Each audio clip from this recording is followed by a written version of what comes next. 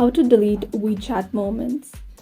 If you're wondering how to delete WeChat Moments, you've come to the right place. Let's get started.